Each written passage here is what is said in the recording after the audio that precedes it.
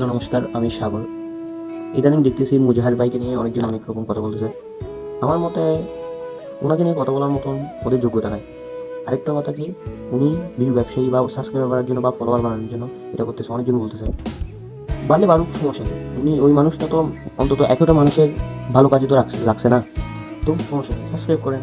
Bike পান না পান সমস্যা নেই, বাইক পান বা না পান কোনো সমস্যা নেই, আপনারা সাবস্ক্রাইব করেন, ফলো করেন।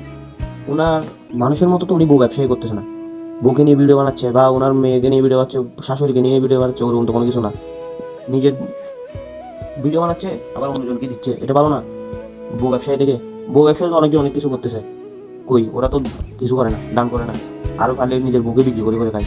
এতে উনি আরো অনেক ভালো কাজ করতেছে না, যে যার মাধ্যমে 10 জন মানুষ হাসি খুশি থাকতে পারবে। অবশ্যই ওনাকে আমাদের সাবস্ক্রাইব করা দরকার, এখানে তো ভুল কোনো কিছু না। উনি বাইক দিচ্ছে, অন্তত একটা মানুষের শখ তো পূরণ করতেছে না। এখানে একটা বাইক হাজারো ছেলের ইমোশন, ঠিক আছে, এখানে একটা বাইক হলেও দিচ্ছে উনি। তো বর্তমানে যারা ওনাকে নিয়ে ভিডিও বানাচ্ছে, আমার মনে হয় নিজেরাই ব্যবসায়ী। ওনাকে নিয়ে একদম খোঁচা দিবে, উনি ওনার ব্যাপারে বলবে, ওদের তো ভিউ হচ্ছে, ওরকম ভিউ ব্যবসায়ী। আপনি ওই ভিউ ব্যবসা করে যে ইনকামটা করবেন, আপনি কি ওই ইনকামটাকে ওনাকে আর মানে একটা ওনাকে কত বাদ দেন, অন্য কোনো মানুষকে দিবেন? আমার তো মনে হয় না। হচ্ছে ভাই, সাবস্ক্রাইব করেন, ফলো করেন, এটাই বলবো। শেষ পর্যন্ত দেখি কার ভাগ্যে বাইকটা থাকে, থাকুক না থাকুক সমস্যা নেই। ধন্যবাদ সবাইকে, নমস্কার।